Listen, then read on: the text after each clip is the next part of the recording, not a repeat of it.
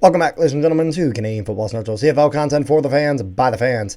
We got another signing here for the Saskatchewan Roughriders, as the Riders will be signing returner James Letcher Jr. Now, we don't know yet the terms of this, like, at least, Rick, I don't see here, do we know if this is a 1 or 2 year deal? It's a 1 year. It's 1 year? Do you know that for certain? Yes. Okay. Yes. So he signs a 1 year deal to go to Saskatchewan after 3 years with the Alouettes. This pretty much guarantees that Mario Alford is done in Saskatchewan, in the sense of I don't see any world in which they have both of them.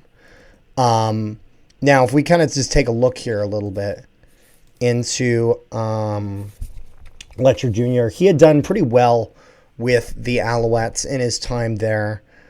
But again, as a returner, with this past season, played 9 games, 428 returning yards on his punt returns, on his kickoff returns.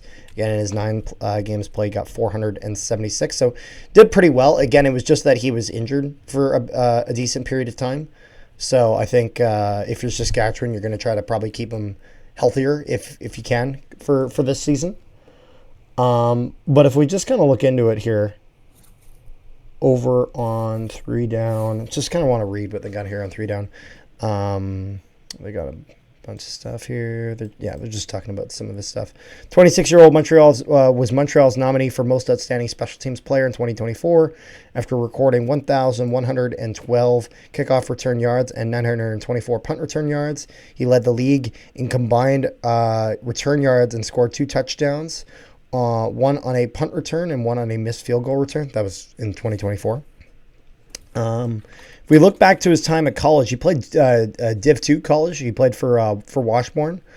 In terms of his receiving statistics, did well with his last 2 years. He got 927 receiving yards and then 1076 the next year, 10 touchdowns each year in that regard, and played there a bit as a returner as well. Although, if I'm just kind of looking here, I'd say kind of in the middle of his career there, he kind of played the most. But he did get 3 kickoff return touchdowns from his time in college, and he ended up with 2 punt return touchdowns. So he played a bit of returner in Washburn, in addition to his time as a receiver. But again, in the CFL, he's predominantly being a returner. So what do you think of this move for the Saskatchewan Roughriders, Rick? I mean, if he can get to the same Letcher Jr. that he was with Montreal, then you might have a chance.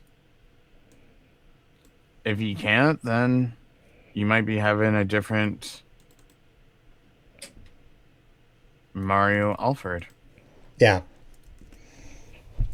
It makes sense. But, I mean, this kind of makes sense, because if we I'm just going to quickly pull up Mario Alford's stats from this past year. I can tell you right now. Like Mario Alford was all right, but he just, again, his numbers are on a bit of a downward trajectory, and he is 34. You know what I mean?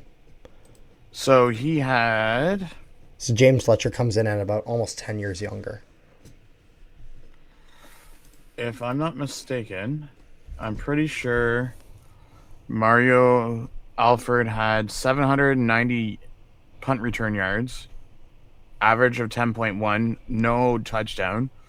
And then you had 45 kickoff returns for 1,077 yards and 1 touchdown for an average of 23.9. Yeah. Oh. But honestly, like, if I'm Saskatchewan, I think this is...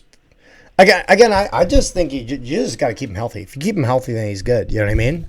But I think it makes sense. Like, if we look at kind of teams that have done well for years and kind of where they are, like, I'll give you the example of Winnipeg, just because with Winnipeg I'm just obviously more familiar with me being a Bomber fan. But with Winnipeg, they had been doing very well. Obviously, they won their 2 Grey Cups, went to the Grey Cup 5 years straight. But then kind of near the end of that, and it looks like Saskatchewan's almost doing a similar thing, but a lot earlier on. Rather than the Bombers kind of doing it after like their 4th or 5th year, is kind of moving towards younger in specific areas when there is a replacement that they can get. You know what I mean? And so with that, they're going from Alford, who's 34, to Letcher, who's 26. So I think they see a bit more of a future out of him. So is it a 1-year deal? Yes, it is. But this, depending on if he's able to stay healthy, I could see turning into a 2-year deal, a 3-year deal, whatever it is. It honestly depends how it goes with him in Saskatchewan. But is there anything else you got there, Rick? I think that's pretty much all I got. Yo, sir. All right. Thank you guys so much for tuning into this video. Make sure you guys leave a like, share it around, and subscribe if you haven't already. Also, if you guys haven't, make sure you guys join our Discord. Use the link in the description below to join it. If it's not working for some reason, because that occasionally does happen, just comment down below that you're trying to join and it's not working, and I'll just fix the link. It just sometimes is weird like that. But then also, on February 10th, Rick is going to be doing a live stream for Free Agents Day over on Hamilton Sports Central. Tell all the people about it.